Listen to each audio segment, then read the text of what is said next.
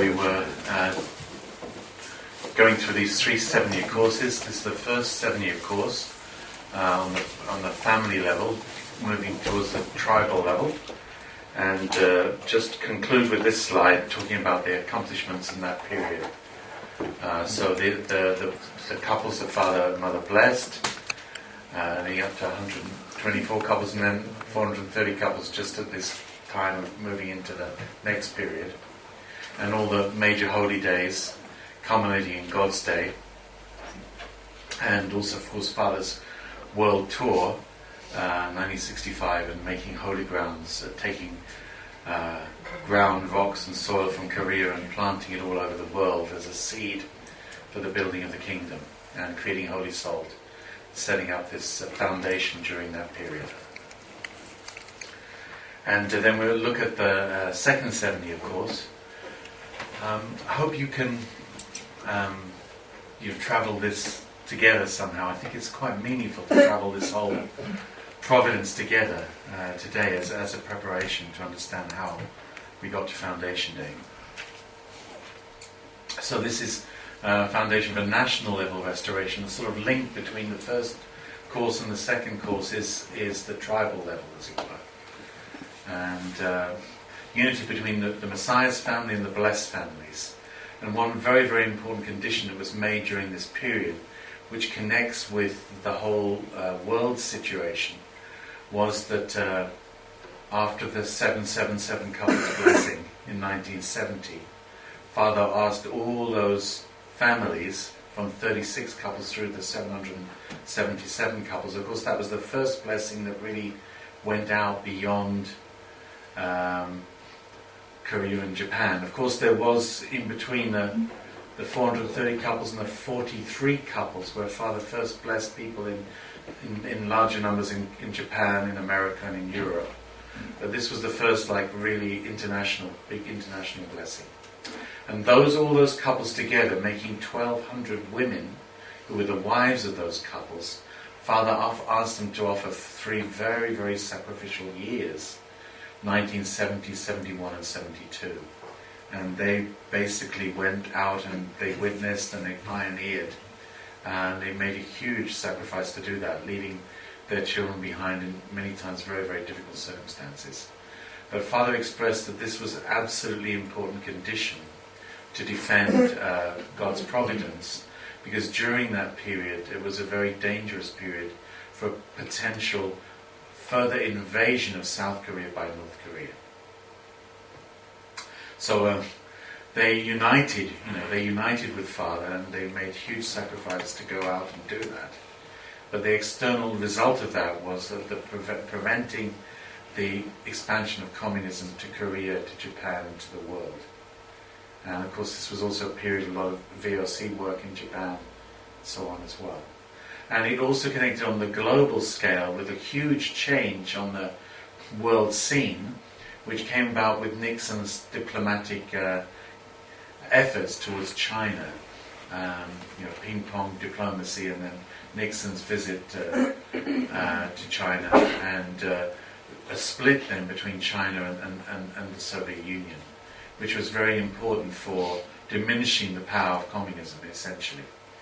And this talks about the different roles. North Korea is in the fallen Adam position, China in the fallen Eve position, South Korea in the Adam position, and USA, United States, in the good Archangel position.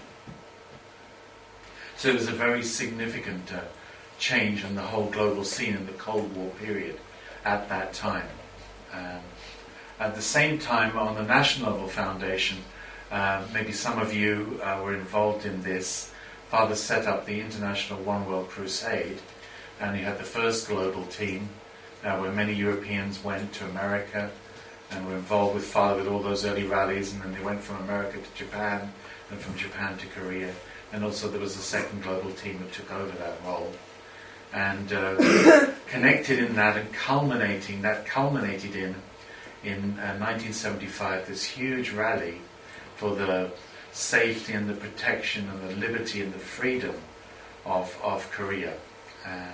And this was the 1.3 million who gathered at the Yoido in 1975.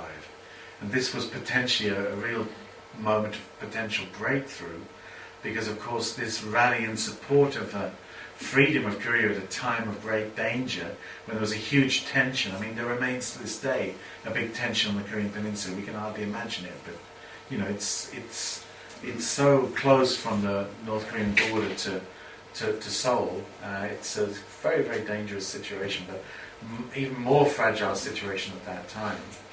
And Father, through offering, actually Father brought a lot of people from all over the world as representatives of other nations to the Yoido rally, representing the whole world, standing up for Korea and its liberty and its freedom. And actually at that time Father really wanted to break through to the national level and reach to President Park. President Park was a very significant figure in the development of Korea, and his period was in some sense quite a dictatorial period in one way, but actually he was involved in consolidating the nation, and this whole economic transformation began under his administration. Of course, in the end, he was assassinated, and you know, very interestingly, who's the person who's just been elected as the next president of Korea? It's actually his daughter, Miss Park.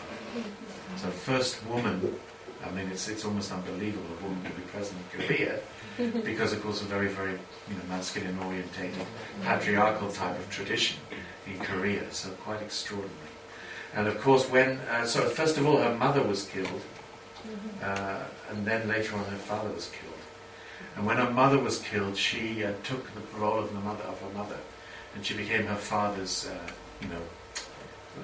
travelled with her father as his consort, as his first lady. And then, of course, later on her father died. And I think she was in Paris or something, and she heard the news of her father's assassination. He was killed by a close security guard, and she sent some message back, concerned about whether the border was secure at that time. So surely something very different was supposed to have happened, and Father and President Park was supposed to, the connection should have been made at that time. So that connection wasn't made, but in some meaningful level, because of course this great danger, threat to humanity, was overcome. The second year course was relatively successful. First year course, of course, the first 7-year course was, of course, successful. And again, the emphasis is, of course, the role that the Blessed Wives played, those 1,200 Blessed Wives. And you remember this diagram from yesterday, right? The connection between the Messiah's family and the Blessed families. And the link is the connection between Mother's position and the Blessed Wife's position. We talked all about that yesterday. So they made an incredible, such an extraordinary offering. What's this sort of position? Their position is they're also brides to Father, in order to give rebirth to their husbands, to recycle them. You remember yesterday's comment, so they can then have a husband and they move from this position to that position. But their position is like a bride, another bride, or Father used this expression, concubine, to Father. So in other words, they absolutely, those 1,200 absolutely manifested that heart, and through that heart they defended the liberty of Korea, they defended the liberty of Japan, because there was a huge amount of communist activity in Japan during that period. And had Japan been greatly influenced by communism, had Korea been taken, of course it would have been hugely damaging to God's providence, very difficult to recover. Providential meaning of the third 7-year course from 1975 to 1981. At this time, of course, Father spent all his time working in America. So Father went in the early 70s to America and regarded America as the representative nation of the whole world. So what was going on there, Father declared that this would represent the whole global providence. And Father talked about a sort of agreement between God and Satan and Father, that what happened in America and whatever victories Father would get in America would determine the whole future of the world. So Father was very, very serious during this period, particularly leading up to 1976, and the Washington Monument Rally. So maybe again some of you were involved in that period, maybe some of you were in America or participating in that. And such an incredibly intense period. And Father came like a whirlwind, really, and built up what was a very small foundation in America. Many people went from Europe and from Japan to work in America and support the Providence there. And they followed Father around as Father did all these different speaking tours. One whole period ending with the Madison Square Garden Rally in 1974. This could be your rebirth day, maybe you remember that. Some of you involved in that. And then in between that, and then Father declared from that they would start a course towards Washington and really make a huge impact in America and transform the situation. Of course, this connects also with that whole period when Nixon's situation. We'll talk about that more later on towards the end of this presentation. We might have to go into this afternoon. And that situation when Father, of course, Nixon was in the Watergate scandal took place. So Nixon was such a significant figure on the global scale to affect positively the Cold War circumstance. And Father absolutely wanted him to be able to continue in that global role. So when he was, his party were discovered to have been behind all this political corruption, of course Father's message was forgive, love, unite. And that happened in that period leading up to. But unfortunately, of course, Nixon was impeached and had to step down. But again, that was a moment of great opportunity. Father meeting Nixon. Maybe you remember our members fasting on the steps there and representing different political leaders and so on and so on. So a very intense period. I remember myself being with all the banners, Forgive, Love and Unite, walking down Park Lane to the American Embassy. With all these banners in London, incredibly intense period. And many brothers and sisters went from Europe, of course, to participate in these big campaigns. Yankee Stadium, this one that was, the big storm came and rained everything out, and everybody singing, You Are My Sunshine, and somehow overcoming that circumstance. Father talked about that as the crucifixion, and that he was completely shocked by what was happening, and reassured by Mother, actually, at that moment. But then Father declared, in June that happened, and then Father declared there would be no delay.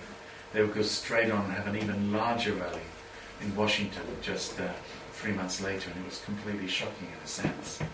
But everybody really united with that, and it was a very, very, very significant and victorious moment. Of course, coincided with the bicentennial celebrations of the independence of America.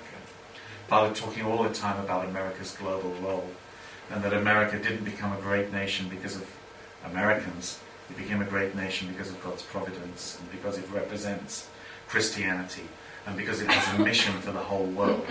So Father was fighting this very, very intense battle during this period. And from the success of the Washington rally, Father wanted to influence really the whole American nation, and then from that influence the world. This is also to do with Father's aspirations towards the United Nations, and the position the United Nations should have been in, really, as to receive true parents. So the League of Nations after World War I and the United Nations after World War II should have been the vehicle to bring world peace by connecting with the Lord of the Seven Advent. So Father said about the Washington Monument Rally, when 300,000 plus people came and rallied there together on this bicentennial celebration, he said this was the happiest day for God. It was the indemnification of 2,000 years of Christian history. Unprecedented, unconditional, unreserved victory. And of course, what did Father declare at that time in the victory celebration? We must go to Moscow. And again, that was just how, what on earth does that mean? How on earth would we do that? But very significant. So Father has this incredible strategy, that he's always putting his life on the line for, and fundamentally asking us to put our lives on the line for it too. So many of our people who are grey-haired and a little bit, a few too many wrinkles now, were in their 20s, involved in offering their lives in a very literal sense for these happenings. So Father declared then, after the success of the Washington Monument Rally, he declared the Day of Victory of Heaven in in October 1976, and expressed that there would be no need for the Lord of Second Advent to return, because the world wouldn't become communist. And he talked then about his followers becoming small sun-young moons. And this was a period that began to launch the whole home church providence, which of course is very connected also to London and to Britain, because Father came here in 1978 when actually he was under a lot of attack in America because of all these accusations, Korea Gate, and all these accusations from Donald Fraser, and all these things were going on. And I remember being in the, maybe some of you do too, being in the ballroom next to gate when Dr. Park arrived and talked about Fraser losing his position in America in the election, because he lost the election. And Father saying we shouldn't gloat over that, but we should forgive our enemy.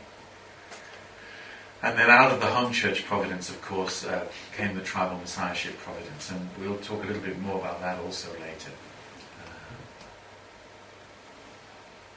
So this is a huge, incredible history, and would take much longer to get into in all the detail. But as I said, as we review it, let's think in a sense we're walking through it again along with the true parents, and all the ups and downs, and all the moments of victory, and also the moments of disappointment when, like President Park, for example, couldn't unite with Father at that time.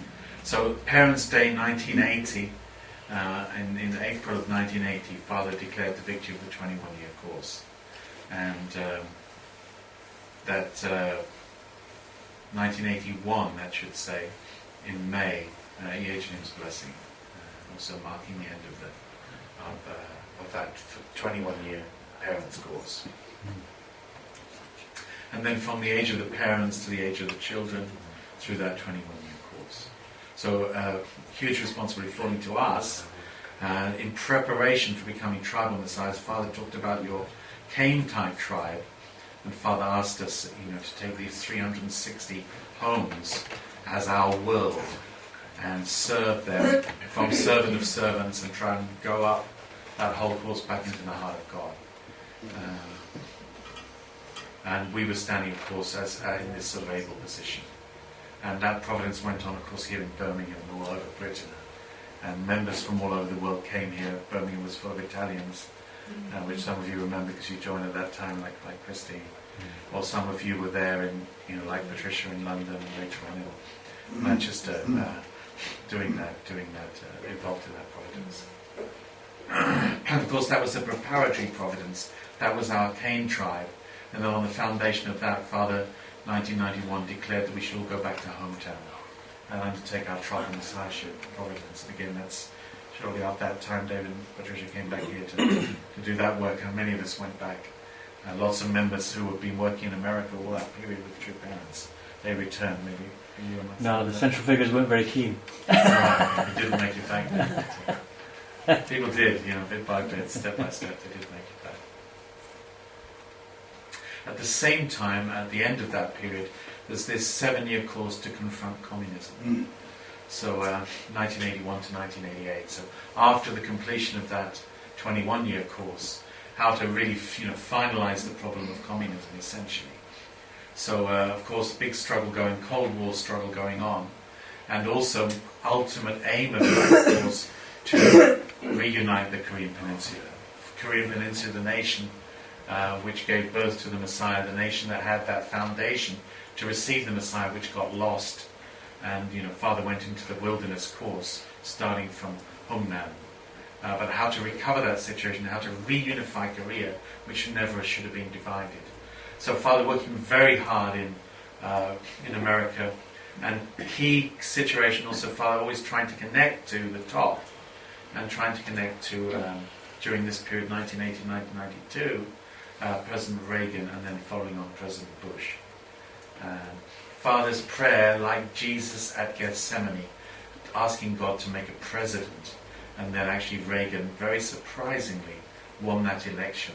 And maybe you remember, and you see this picture of Reagan holding the News World newspaper, which predicted the landslide for Reagan, which actually was politically very unexpected. The News World was this daily newspaper that Father began at that time.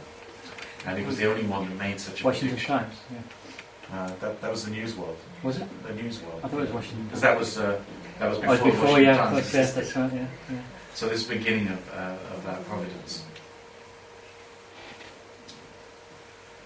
And God made a president in that sense, and Father had someone to work with, and that, of course, Reagan was so significant. And here in the United Kingdom, of course, Mrs. Thatcher on that level was very important in this final battle to somehow not be weak and not be confused in a sense, but actually stand strong and be able to win of the victory there. And then later on, of course, Father was in this Danbury period, and Father started the Washington Times, bought the Washington Times, which had fallen into bankruptcy, and started the Washington Times during the time he was in Danbury prison.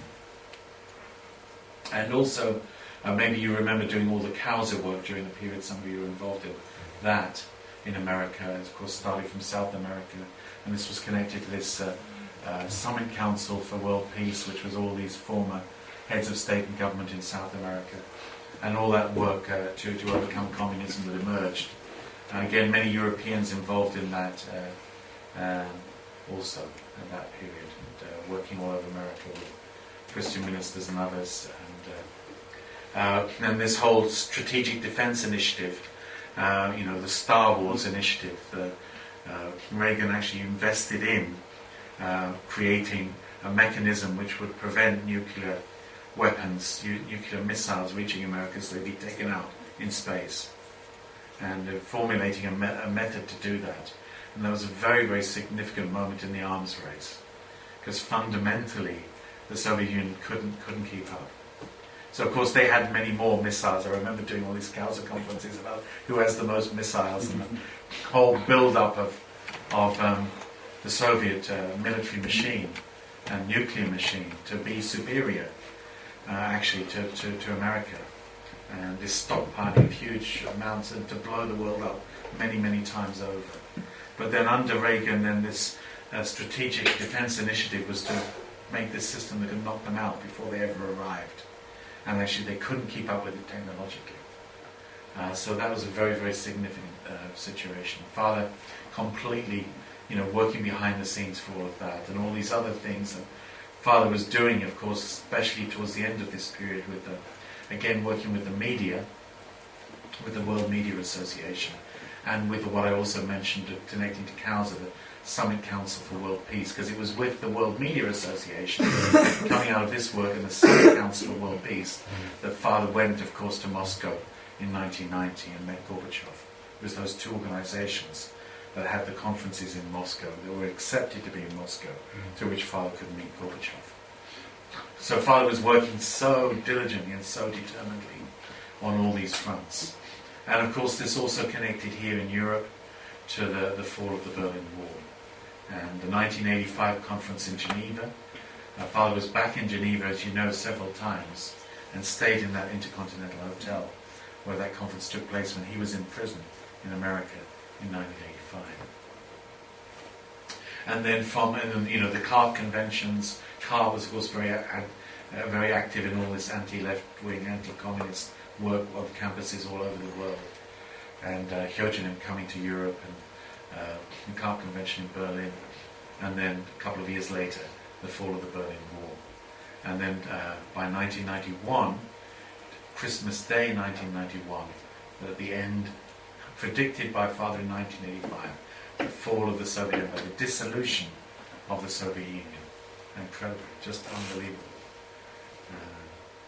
Anyhow, when God has someone to work with, when the Messiah has someone to work with, and these two presidents somehow, they had that connection.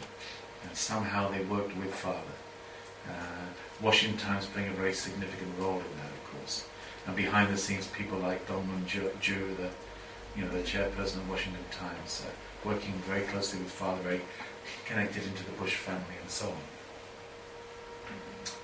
So, God had someone to work with, and then many, many great things could be accomplished during that period. So of course this coincides also with another course that's going on. There's a 21-year course, but there's also that 40-year course, do you remember? 1945 to 1985. So 1985, in August, Father declared the Day of Total Victory, Il Sung Hill. And Father was preparing very, very strongly to try and bring about Korean unification. Because absolutely, the nation that should have received the true parents, that should have united with the true parents, that got lost, and Father went into Hungnam and the wilderness course. At the end of the wilderness course, this should be recovered. So Father was always pushing to speed the providence, let it happen.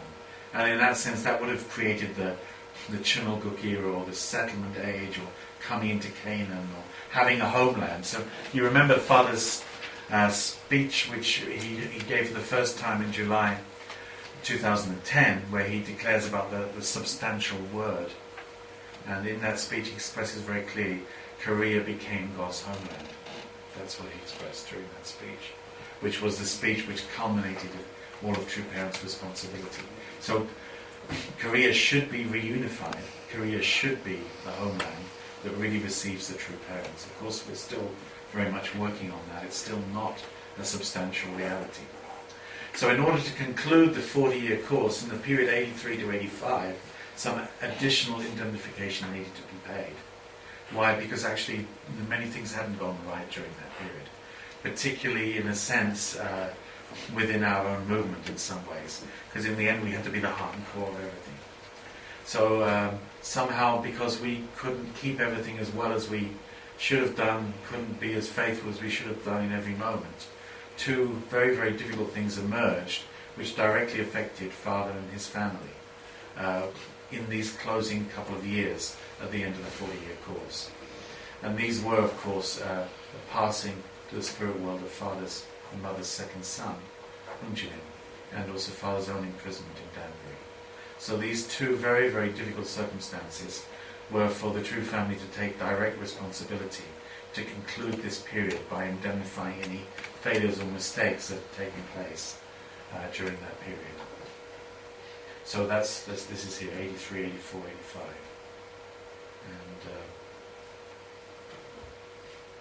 And then that could begin a new period after that.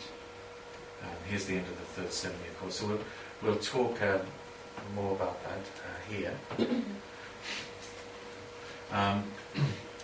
So 1983, Father, of course, has been having these very, very successful, amazingly successful, and very exciting international conferences for the unity of the sciences. And so back in 1974, we had such a one in London, in the Royal Lancaster Hotel, chaired by Lord Adrian. So if you look in that book you saw, one little part of, you'll see all this history, of all these events is accounted in that beautiful book that we're sending true parents here from Europe.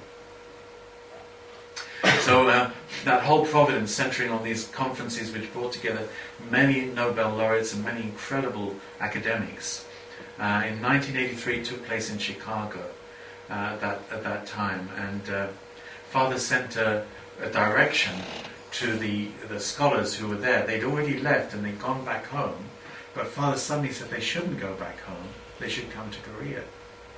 And of course this was completely crazy, because these are very, very prominent people, very, very busy, very prominent people. But 72 of them were so much captured in their heart by Father that actually they got back on a plane and they went to Korea and they participated in the province Father was undertaking there, which was at VO's Victory Over Communism speaking tour to 8 different cities in December 1983 around Korea. And just at a moment's notice, just a couple of weeks' notice, Father wanted to do this, and they responded and they came. And actually, also all of those speaking engagements that Father had in the 8 cities, they were well attended by Korean people. But it's actually a very big struggle for our leadership. Because it's very difficult to imagine that actually during December, in these months leading up to the Christmas period, that it would be possible to do this at such short notice. So actually they really couldn't believe it was possible. And they put forward so many reasons why Father shouldn't do it. And it came from a very, very completely understandable, practical point of view. It wouldn't be possible. How could we do that, Father, at such short notice? We can't arrange it. It's not possible. But Father pushed through to make it happen. But actually, unfortunately, Father was seeking again a connection to the Korean government, but they refused to support this speaking tour that Father had. And Father found himself in this very, very dangerous circumstance. And Father talked about his life being very severely at risk. So during all those big speaking engagements in America, sometimes Father had also quite intense security prayer, of course, but also other measures for his safety. And of course, about maybe the Red Army and all these different people who were making threats on Father's life, and people were discovered who were planning Father's assassination and so on. So this came to its height at Gwonju, which was always known as the city where bad things happen in Korea, and the most dangerous place to speak. And it was actually while Father was engaged in speaking there that Father's second son, Hungjin, had the traffic accident in late December 1983, and just a couple of days before Christmas. And he was, of course, in a coma, very severely injured. And Father didn't come back straight away because he absolutely committed himself to complete this 8-city tour. So only when he completed did he return. And he came back to the hospital, and Hungjin was on the life support machine. And there Father made a very, very special offering of his son's life. And I'll explain more in a moment. And absolutely he was very clear during this period he could not relate to this situation in a personal sense. He had to make a completely pure offering to God of the circumstance. And of course this was, as I said on the previous slide, to complete this 40-year wilderness period. So Father made a very special ceremony. We'll look at it in the next slide. And then finally, in a sense, Hungjin stayed alive to get in over God's day and get into the new year.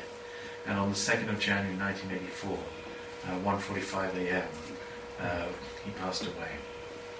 And that day, the next day, Father made the declaration of the Day of Victory of Love, and he began a whole new way of dealing with death and passing to the next world. This was the beginning of the Sunwa ceremony. It was a time of beauty and bright colours and celebration.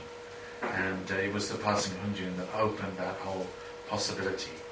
And then on the 8th of January, the burial ceremony in Korea, he was brought back.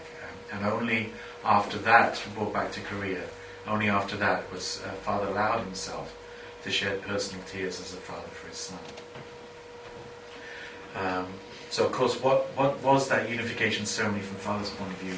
It was to conclude this 40-year wilderness course with an offering to God.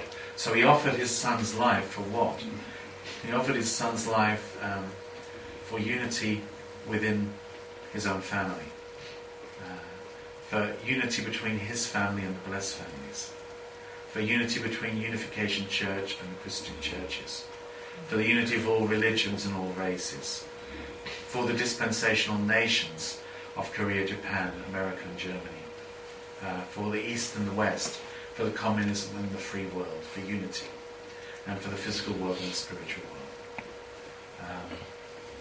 So Father understood very clearly that if he was to have any sense of personal sorrow or shedding of his own tears, then actually he wouldn't be able to make this offering to God as a pure offering. Somehow Satan would, because he was relating to on just a personal level, without thinking of God and humanity first, without offering everything for the sake of God and for the sake of the enemy, that actually it would not be able to be a completely pure offering. So Father kept that very, very strict requirement upon himself during that period, and made that very significant ceremony in the hospital where his son was fighting for his life, and he offered him up at that moment. So, like very tragic circumstance, But again, there's something huge to understand and learn from this. When you're in that tragic circumstance where you could be completely devastated and you could feel like, why is this happening? How can this happen? When someone, I'll share another experience with you, which connects into this providence. The bit we're doing now will lead up to a very significant date, and that's January the 13th, 2001, when Father had this ceremony which set the 12-year period towards Foundation Day, and that was the coronation of God's kingship. At that time, I don't know if any of you remember, but we got a memo, came out of Korea, to ask us to make a special 40-day condition leading up to that day. But by the time we got the memo, I was in the European headquarters in Germany then. We in the headquarters got the memo about 2 or 3 days after the 40 days had begun. Because Father just suddenly said this. It was a 43-day condition leading up to the 13th of January in preparation for it. And sometimes, when you get something and you haven't been told you're supposed to do something and it's already started and you might feel difficult to do it. But I was in a sense in a difficult situation because I went to work in Germany and left my wife and my children behind. Got asked to go there and help. But it was in a sense very fortunate because I was free to, just to focus on the mission and just to be able to pray. I could do that readily in a sense. So I started praying. We had various things to pray for. And one very important thing to pray for was protection for the true family and, to really support true parents and their children. So I was praying about that, and as I was praying about it every day, I suddenly realized, well, actually, this is a very strange situation. Now here am I've left my family behind and I've come to Germany, and what do I imagine?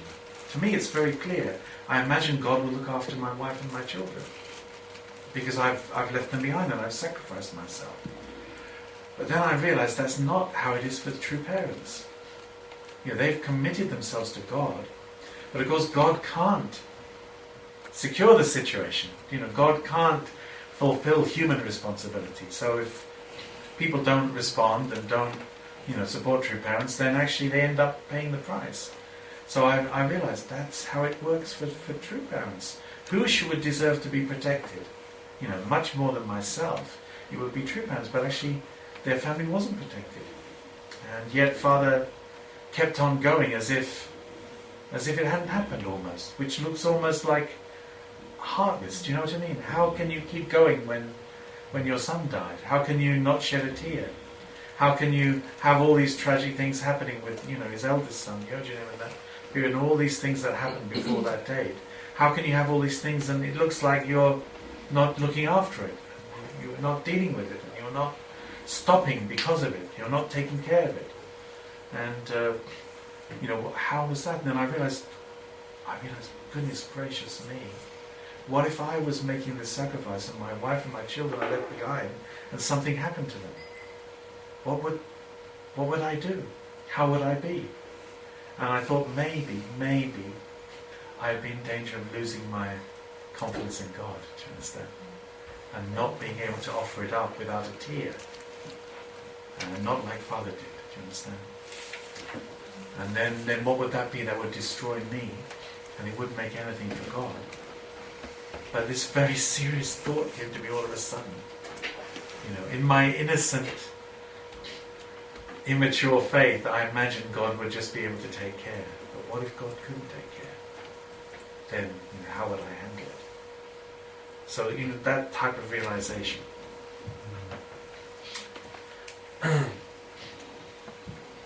Because God had to put the ones he loved in a position to be sacrificed for the enemy. So Father and Hungjinim are united to set the absolute standard of true love on earth for the first time, like father and son, parent and child. Hungjilim's heart towards Father. So maybe you remember Father talking about this, and tributes every year when we have the Day of Victory of Love about Hungjilim's desire to absolutely support true Father, and training the security guards and training other elder second generation to want to offer their life to defend Father's life. and about the way that he drove the car so that when he was struck by the big truck, actually the impact was on his side of the car and he was severely injured, but the two young people who were in the car with him, they were saved. All this type of thing, and his amazing heart for father. Now what's that about? Hyunjinim's heart for true father's heart for God and offering him up to God, and that being, the able camp, offering everything for the sake of the enemy. And bringing to a conclusion this 40-year wilderness course by winning the authority of love, by subjugating Satan or Cain, or with this incredible, unbelievable, generous offer of love and sacrifice for the sake of the enemy. So Father said, after all the providential programs were over, after the Wonjin ceremony on the 8th of January, and I heard the report, I cried as a father for the first time. I could not shed tears before, or Satan would have accused. So of course on that foundation then something extraordinary occurred in the spiritual world. And Hyunjin arrived there, I'm sure was not free to work to begin with, but he arrived there with a very special status, having offered his life really in place of Father's life. And of course the whole providence began out of that, which took many years to really come, for us to be aware of it, and that's the providence that centers on Chompyong and Hyunjin, and also Mother's mother, who also very unbelievably sacrificial woman, who also passed to the spiritual world, and then together they collaborated in the spiritual world, Hyunjin and Daemonim, and all this spiritual world providence took place. Of course also, remarkably, this woman had been engaged to be Hyunjin's wife, and then he died. She was blessed to him, and they adopted a child. And as you know, this is Unsugnim, Julia Park, as she's known in her professional career. This amazing ballerina who now runs the Universal Ballet, Dr. Park's daughter. So whilst they're working in the spiritual world, true parents were working in the physical world. Of course, also now Father went to the spiritual world. So again, I'm sure foundation time, many things are going to emerge on the foundation of that. And then, of course, also the other tragedy that took place, which concluded and completed an indemnification of anything that might have been lacking or wrong during that 40-year period, or inadequate. Father found himself in prison in America, and again to indemnify our inability, or anyhow somehow we're representing humanity, aren't we? And during that period when Father was imprisoned for the 13 months, Father founded the Washington Times, offered huge support through the Kauzu work to trying to push communism back instead of taking more and more countries, and received for the first time in his life incredible support from fellow Christians. Never had it before, but received this amazing support from American Christians, particularly black American Christians, of course, but also some significant white ones as well. And then Father's release from Danbury after 30 months of imprisonment, so 30 months of the 18-month sentence, and declared the day of total victory. And this finalized the 40 years wilderness course. 4,000 years was indemnified in 40 years. And Father returned to the position that Providence was in 1945. So 1945 should have begun a 7-year course to 52 to be able to basically create a foundation for Cheongkook. So 1985, of course, Father's no longer a young person as he was then, 65 years old. But beginning a 7-year course to 1992. And events that happened then, basically centering on True Mother, with the public declaration of the True Parents, the Lord of the Second Advent, the Returning Christ, and so on. And the World Culture and Sports Festival, and the 1992 blessing, which took place in the Olympic Stadium, opened in 1988 for the Olympics in Korea, and then this huge 30,000 couple blessing in 1992, gathering people from all over the world, and for the first time gathering people to receive the blessing who were not unificationists, And we were completely just couldn't believe it. How can you bless people who haven't been through a 7-year course? How can you bless people who haven't offered their whole lives? How can you possibly do that? And then I found myself educating this very wonderful elderly Sikh couple and this middle-aged Muslim academic and his wife and this Christian couple and various people to take them to the blessing in 1992. And a very extraordinary experience. So again, Father was looking for what sort of result. Father was looking, in 1952, then the unified Korea should have really stood and absolutely supported Father, centering on Korean Christianity. In 1992, Father was expecting a huge breakthrough in terms of the reunification of Korea and the establishment of the homeland. That was what should have ideally happened at that time.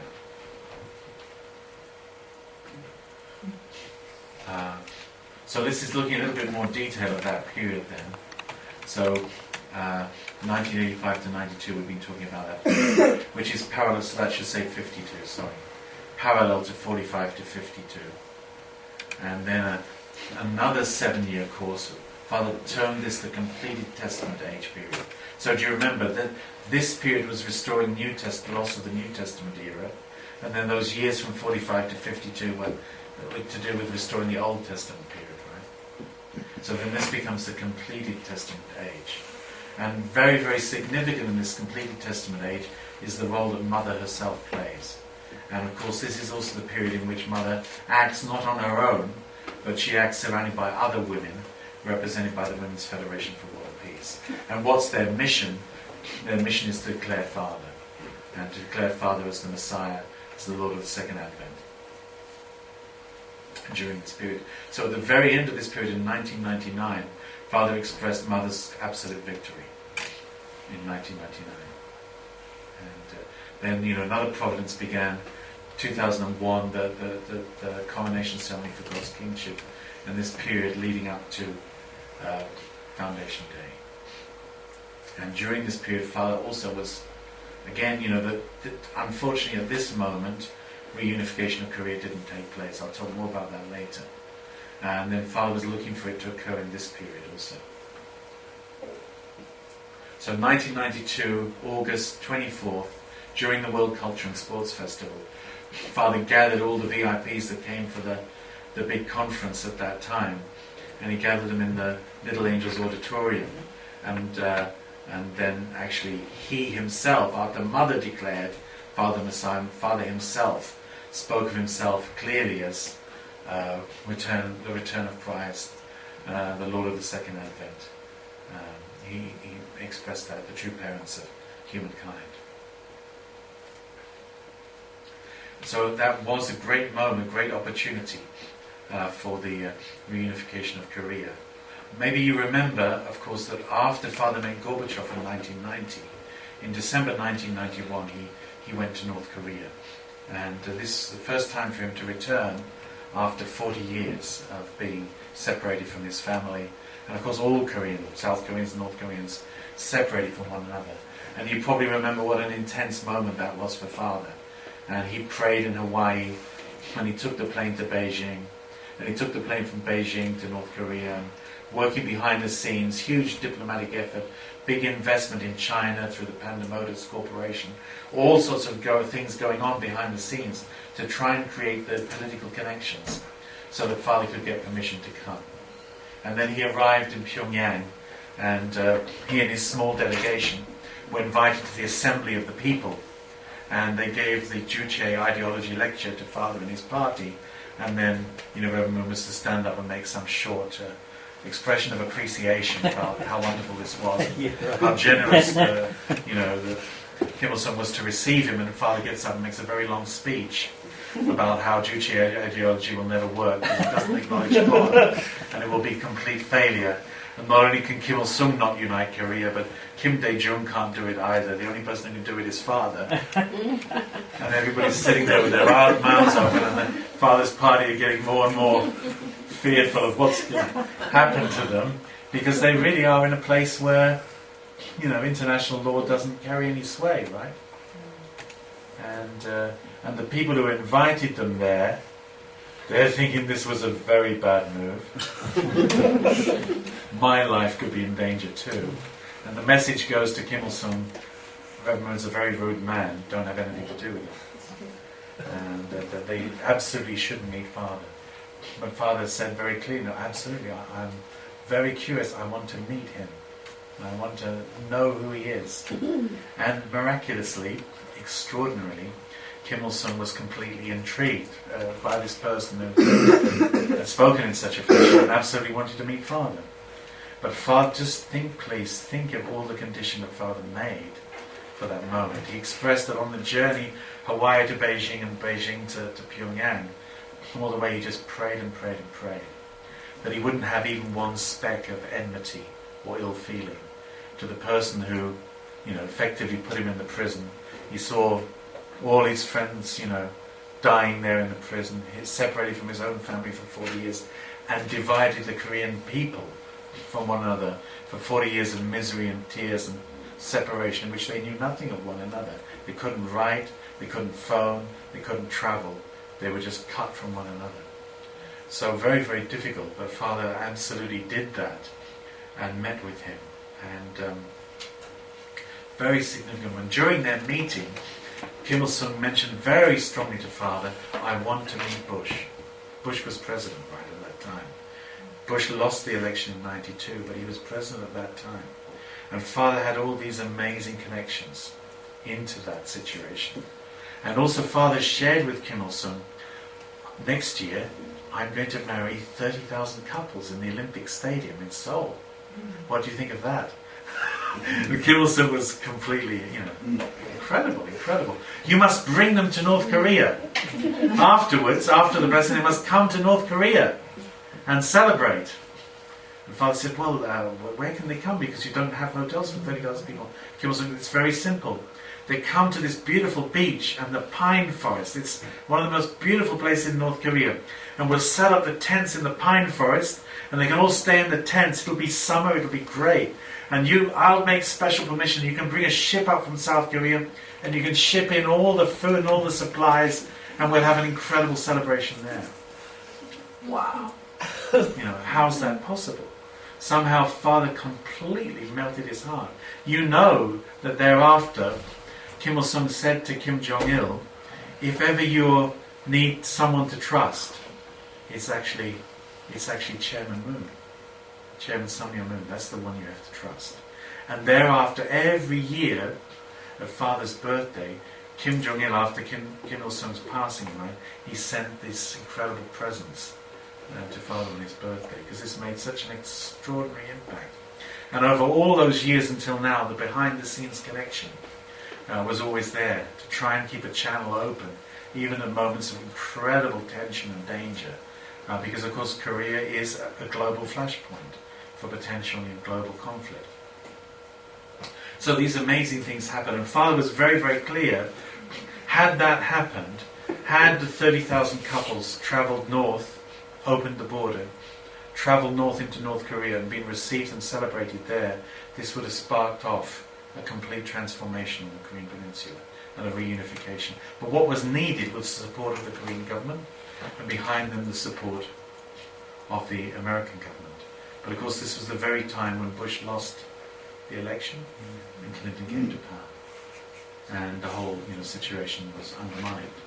So please understand these moments that Father was seeking to make in 1952, 1992, that opportunity came up very, very strongly again. And Father had a very, very clear strategy to make it happen. So imagine what would have happened then, and how that would have opened up a situation. Very, very different situation than one that transpired. So we're going to talk about then this period 93 to 2000.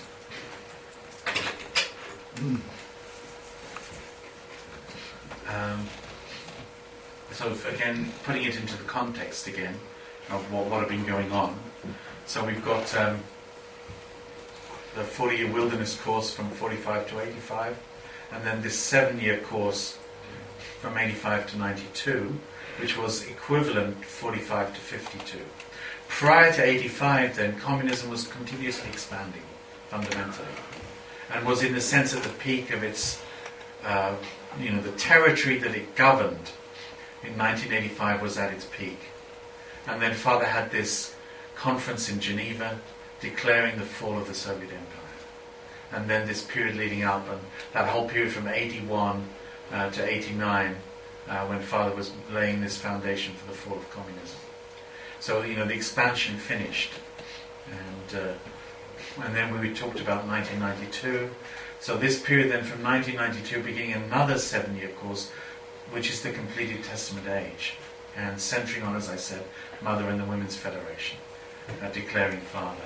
And that was to conclude in 99, and then from the new millennium, set up a 12-year period to lead up towards Foundation Day. Of course, surely Father would have wanted to have Foundation Day here, right? Or surely Father would have wanted to have Foundation Day in the 1950s.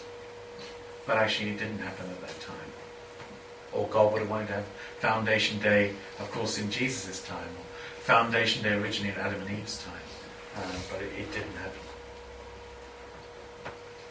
So here's a little bit more detailed background then. 1985 ended the 40-year wilderness course, concluding with Ungjin's passing to the spiritual world, day of victory and love, and Father's time in Danbury, and then Father declaring the day of total victory. 1988, very significant also, really Korea's coming onto the global scene in a very, very important way by hosting the Olympic Games. And that, remember the Olympic Games before that, the one before that was Moscow, and one before that was Los Angeles. And actually the world was divided. Basically, there was a boycott from communists towards the free world and a boycott from the free world towards Moscow. And the whole world didn't gather for the Olympics. So the first time for 12 years for the world to gather together was the 1988 Olympics.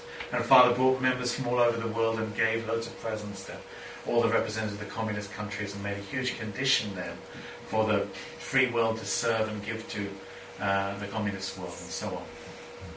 It's a very significant moment. And Father also, 1989 in Alaska, expressed the conclusion of the 8 vertical and 8 horizontal stages. He called this the Paljong-shik celebration. And he did it with the Japanese sisters who'd been there in Alaska gutting and cleaning fish in the most sacrificial way for years and years and years, and he celebrated with them there. The conclusion of the 8 vertical stages through 8 horizontal stages. And he declared in September, the following day, true parentism. 1990, the World Media Conference and the Summit Council for World Peace Conference, through which he could meet with Gorbachev. And then 1991, meeting, of course, 1991 July the 1st, declaring the Day of God's Eternal Blessing.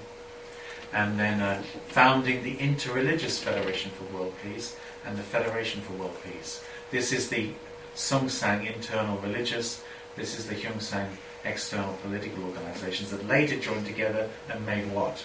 UPF. Interreligious International Federation for World Peace, right? Which was the precursor to UPF, right? And then also Mother began to hold these conferences in Japan, Women's Federation conferences. Not yet Women's Federation for World Peace, but Women's Federation conferences in September and October in Japan. And then 1991, early December, Father went home, went to North Korea, met with Kim Il-sung. And December the 31st, 1991, the Soviet Union collapsed. February to March, Father had these rallies for uplifting the spirit of Yu Guan Sun. Do you remember? Mother and Sons Corporation, we talked about that earlier. And finally, after being banned and not being able to enter for such a long time, Father, in March 1992, Father could enter Japan. And April 1992, beginning of the women's era, founding of the Women's Federation for World Peace. And that took place also at the Champs Olympic Stadium. And then very shortly after that, in August, Father had the 30,000 couples gathering and the World Cultural and Sports Festival, also in the Olympic Stadium. And Father was proclaimed his position as the true parents of humankind on August the 24th. Until December, Mother was then involved in a world tour and came here to to Britain, spoke in London, spoke in Edinburgh. And in 1993, January the 3rd, just after God's Day and Day of Victory of Love, Father declared the completed Testament age. So, originally, of course, complete Testament age, providence of God centered on woman, and so mother's role very, very significant during this period. So, as you know, apart from the time that Father was in Danbury, mother didn't really speak publicly. She would be so supportive and absolutely in total attendance to Father. But then from that period, 1992 onwards, even end of 1991, mother started speaking publicly everywhere, following Father's direction. And somehow, of course, this is a restorational position. Adam, Eve, Archangel, Father, as Lord of Second Advent, Mother, and Archangels. What does this mean? It means people who should be reborn through true Mother and through women. So women bringing people to the Messiah. Mother and son's cooperation, right?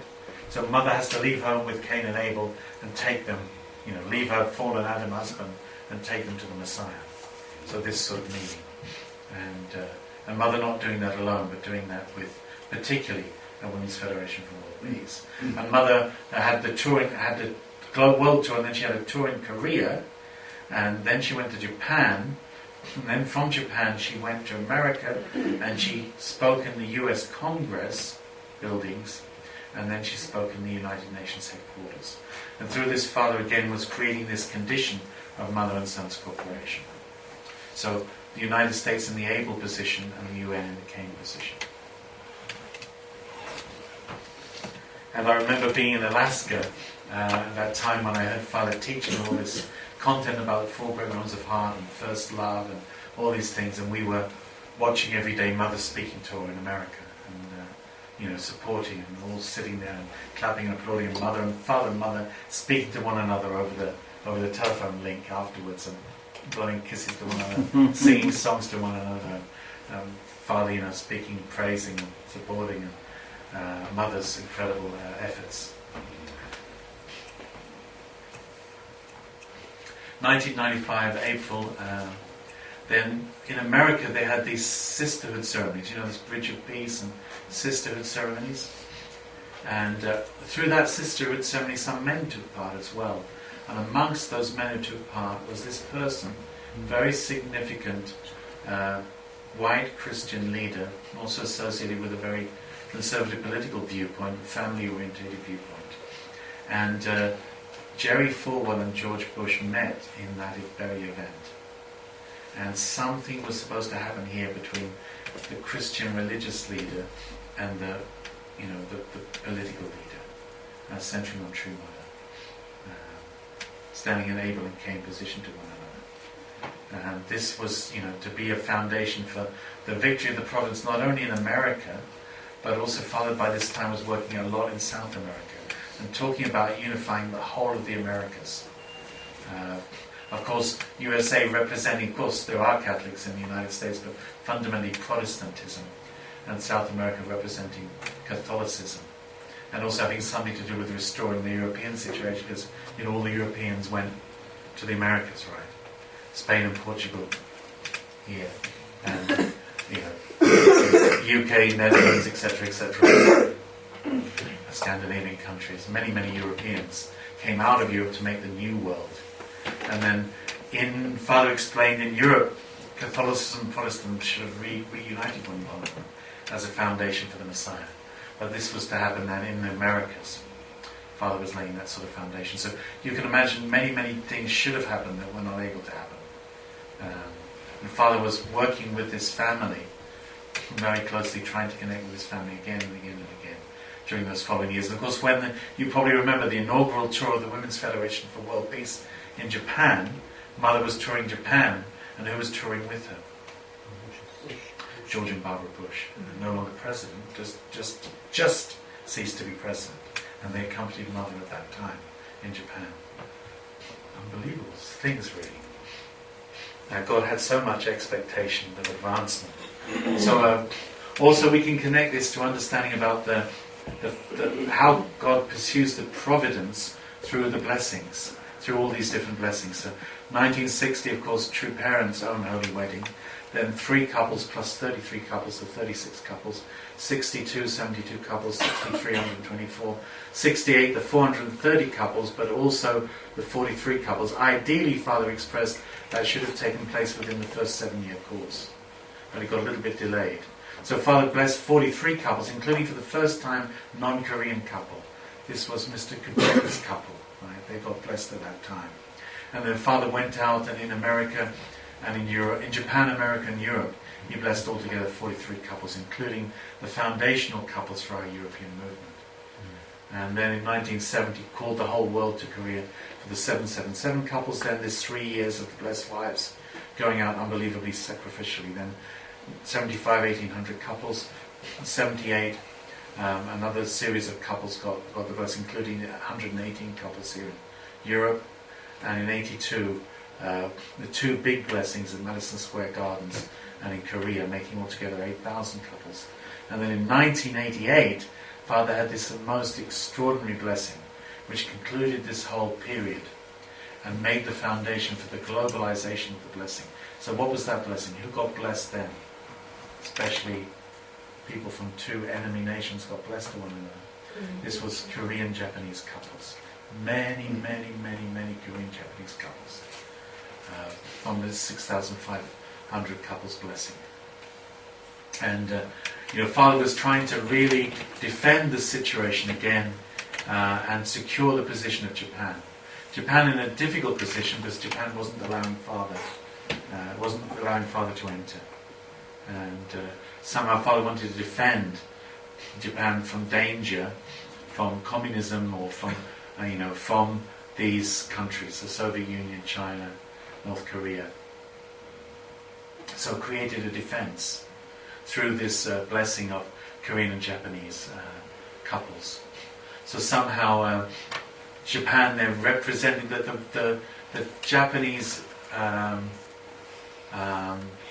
the Japanese women were not, in a sense, just marrying the Korean husbands or whatever it was, but actually, in a sense, Korea is an extension of Father. So as if Father is getting married to Japan, in a sense. Do you understand? It's creating this type of condition between Father and the Eve nation. And important connection for the success of overcoming communism, of course, and that whole situation between the United States and Japan in that good archangel position. And so formation stage for the globalization of the blessing was this connection between Father and Japan through that special blessing. And then on the basis of that, in 1992 then, the 30,000 couples blessing that we just talked about. And then later in 1995, the 360,000 couples blessing. So this began a very intense period. So almost it's difficult to remember the 1990s because there were so many blessings, one after the other, ever getting bigger in size and almost feeling very, what does this really mean and how do we do this? And we got completely into the whole process of blessing people, and somehow it wasn't easy anymore to witness to people because we were so involved in blessing them. Now, of course, blessing them should mean witnessing to them, but actually, we're out on the streets trying to get our 160 couples, and people were drinking the holy wine and they were signing out things, and we were making our lists of our 160 and 180 to fulfill our tribal messiahship, and so on and so on and so on. And as I mentioned, many of you had experiences like that. I was in India to help in 1998 to bless whatever it was. By then it was, it was 3.6 million or 400 million. Anyway, we'll see the rest of the blessings in a moment. And trying to help that to happen. And I was back and forth, came back to Britain maybe 2 or 3 times during that period. And whilst I was away one period, they were putting me in the Ganges River on this very holy day when thousands and thousands of people go to Mother Ganga for their religious ceremonies. One brother nearly lost his life. He nearly drowned while he was doing that, actually. It's miraculous he didn't drown.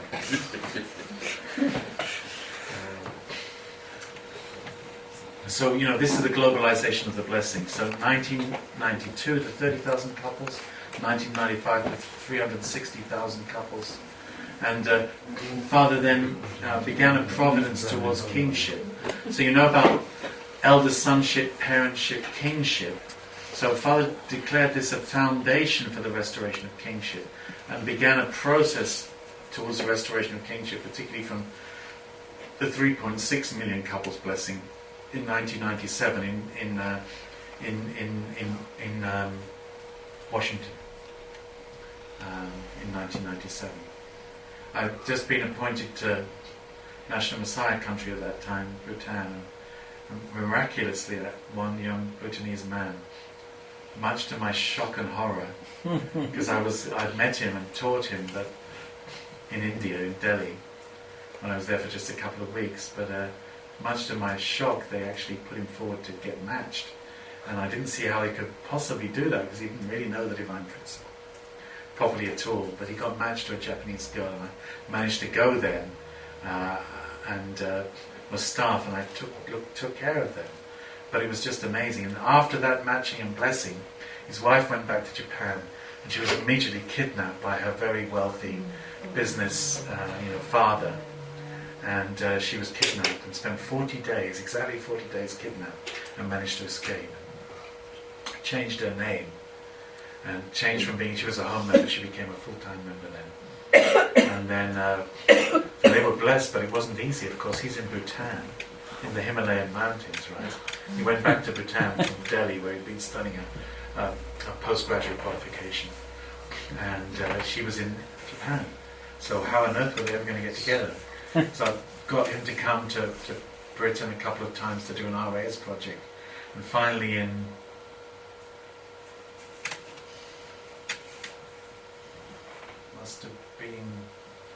must have been about 2000, something like 2000.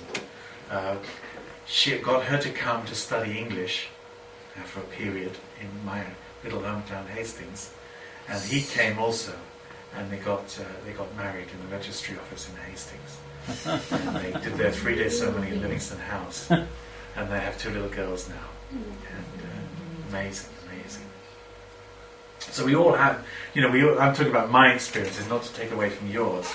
You all have your experiences, which go along with this providence, right? In which you, on some level or other, took part, and your life ran parallel with it. And those are moments we can, on one level, rejoice with true parents. On the other level, we can feel how much Father was absolutely at the risk of his life, and the risk of our lives, and the risk of everything, offering us up to try and save humanity so unbelievably generously. So 3.6 million couples, 40 million couples, and these sort of merged into one another to a degree at that time. And so this was to do with the restoration of parentship, this blessing, and started the blessing of the spiritual world. So at the time of the 360,000 couples, remember also Hungjilim's gone to spiritual world, Daimonim has gone to spiritual world, and some blessing starts to take place in the spiritual world, to do with Father's own immediate, Father and Mother's own families, own parents, and Father's elder brother and so on. They're blessed in the spiritual world, and the Champion providence starts. And this leads towards an increasing number of liberations and blessings for people in the spiritual world as time progresses. So those of you who were there for the National Messiah workshops in 1996, you remember all these big tents at Champion and participating in that. But of course what Father's looking to restore is substantial restoration of kingship. What does that mean? Actually, really what that means is the reunification of Korea, and Korea coming very, very profoundly under the influence of true parents. That's really what it should mean. So this is connected into restoration of elder sonship, restoration of parentship, restoration of kingship. And I won't get into it all, but all these incredible coronation ceremonies that Father started to have in this period here were all happening then. So, in a sense, what's the blessing about? Starting from 3 couples to get to 3.6 million couples, Father described it's like pushing a big rock up a mountain. Right? And then when Father, after 3.6 million couples, 1997, Father said we got to the top of the mountain. We pushed the boulder to the top of the mountain. And Father expressed that on the foundation of that, all humanity should be able to be blessed. And Father had a certain providence that we have all these days, 7.8 Joel and many other days similar to it. So in 1997, in July, on the 7th day of July, in the 7th hour, the 7th minute and the 7th second of Father's 77th year of life, Father made a declaration. The declaration of the cosmic Sabbath of the parents of heaven and earth. So basically God reaching his resting place. So, the 6 days of creation, the 7th day of creation, the Sabbath day, the rest day for God, when human responsibility is completed. So Father's always trying to create that settlement place, that rest day for God, when everything will be completed. So Father set up this day, the 7.8, 8 times 7 day of celebration. So Father, just every moment, every second of his life is scheming and working out, what can I do, what can I make, what lies within my power, how can I work with the people who are willing to work with me, us, and if possible, presidents, Korean presidents, American presidents, if possible, Japanese prime minister, whatever he wanted to work with, all those people, of course. And had they worked with him more, things would have, of course, gone forward much more. So 1997 then, later in 97, after the Washington blessing, then another blessing in, that was the Washington blessing, right? 3.2 billion were blessed in the spiritual world, as well as Father's immediate family and background. And then at the time of the Madison Square Gardens blessing again in 98, then 120 million couples blessing. And all sorts of conditions were laid for that. At that time, 120 million couples blessing, Father also made a very special spiritual ceremony to bless 34 representatives from God's and Satan's side. So Father made a ceremony to bless these very terrible people who have so much blood on their hands. Hitler, Stalin, Mao, and Hideki Tojo. And also he blessed, for him, a very, very profound internal enemy. And this is the lady who was responsible for the Ewha University, who absolutely opposed those people joining Father. So many of them wanted to join Father, and absolutely blackened Father's name all over Korea at that time, Maria Park. Father expressed she's among the most difficult people for him to forgive. And then on the saintly side, Father blessed Buddha and Confucius and Muhammad and Socrates and so on. I should say Confucius there. So I can't even remember everything about everything. But at that time also Father had a very special ceremony in South America. Father was doing a huge amount of work in South America at that time, spending a lot of time there himself, inviting national messiahs to come to the Pantanal and fish with him, being eaten alive by mosquitoes, doing all sorts of life-threatening things with, boa constrictors going through the water and piranhas and all the rest of it. And Father there in a basically little shack out there, eaten alive by mosquitoes, enjoying every moment of it. And incredible time, actually, amazing time, and making these declarations of the Pantanal and Punta del Este on the coast and so on. So, to summarize in a sense that whole period, Father's blessing people on the earth, and Father's also beginning to bless people in the spiritual world. So this 95, 360,000, 97, 40 million, 98, 120 million, 99, 360 million. So of course these were very conditional blessings, you're all aware of that. Unfortunately many of these people don't know they got the blessing, but somehow Father wanted desperately to make a condition. Why did he want to make that condition? Because he wanted to complete the restoration of the three great rights, and he wanted to create a situation of Satan having the opportunity to surrender. And all this providence took place centering on Mother, really.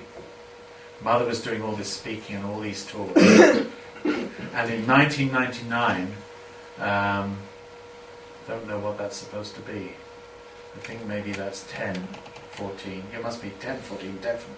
No, true day of all things. So it's not 10, it must be 6 maybe. 6, 14. Father declared Mother's absolute victory. So what's that all about? So blessing in the spirit world, restoration of the free rights, blessing of the entire spirit world, Satan's surrender. So the next slide I think explains a bit more. Father's strategy. If Father's working out all these amazing strategies, how can he win Satan's surrender? So Father equated that with these blessings. The 40 million couples plus the 360 million couples. This means 800 million people, right? 800 million people. Each of these 800 million people must at least have, four relatives. So multiply 800 million by 4 and you get 3.2 billion. That's more than half of humanity. So Father said then, more than half of humanity entered the grace of the blessing. And then, because more than half of the population of the world entered the grace of the blessing, Father created a circumstance which could win Satan's surrender. That was Father's understanding of what he was seeking to do through creating these conditional blessings. So maybe we wondered while we were going through it, why was Father asking us to do these almost crazy things in a sense? Because Father was desperately trying to make a way to complete what hadn't been completed.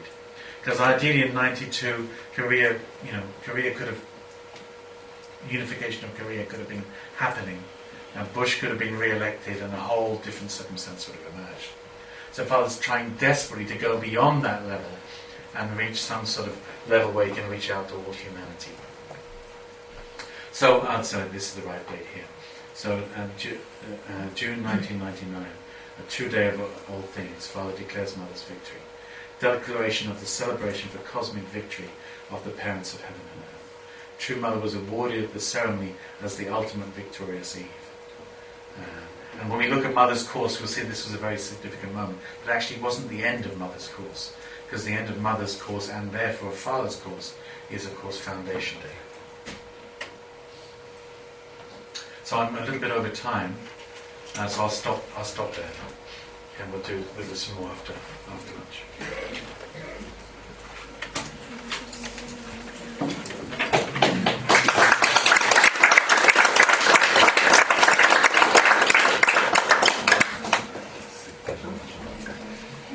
So much content. I'm sure it's bringing back many memories for many of you. One of the most vivid for me was when you saw the Shik at the end of August 89. The 31st, Father went to Alaska and did that with the Japanese sisters, gutting the fish. And the day before that, I don't know if any of you were there, I was in the garage at Belvedere, and Father spoke on the 30th of August. And right at the end of his speech, he just, the garage at Belvedere where Father speaks? You've been there. Yeah. And the doors like this, pointing to the outside. Father just went like this at the end of his speech, and he said, actually, you have no idea how fast things are going to go from this point on. And nobody knew really what he was talking about. And then within days or weeks, the Berlin Wall and everything, the whole collapse of communism. And we had no clue. We were just sitting there. I remember Father pointing, you could feel this electricity, this kind of energy, and Father was going like this. He said, you have no idea what's going to happen from this moment. And the next day he went to Alaska and did the Shik, and the rest is history. The other thing for our community, in a way, maybe to personalize it a little bit, is also earlier on, Tim said, if God has an object, and if Father has an object to work with, referring at that time to Bush and Reagan.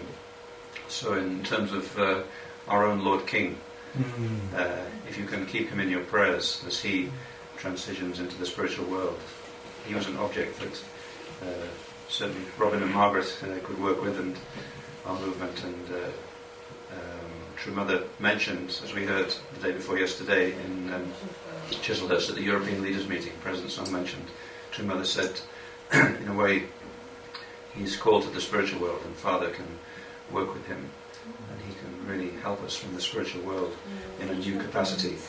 So please keep him in your prayers. Such a great man, humble man. He did so much for True Parents without even knowing it, really. And now he'll find out a lot more. And he can work directly with Father in the spiritual world. So please pray for him these 40 days. He's moving into the spiritual world. He can really catch so much. So lunch is ready.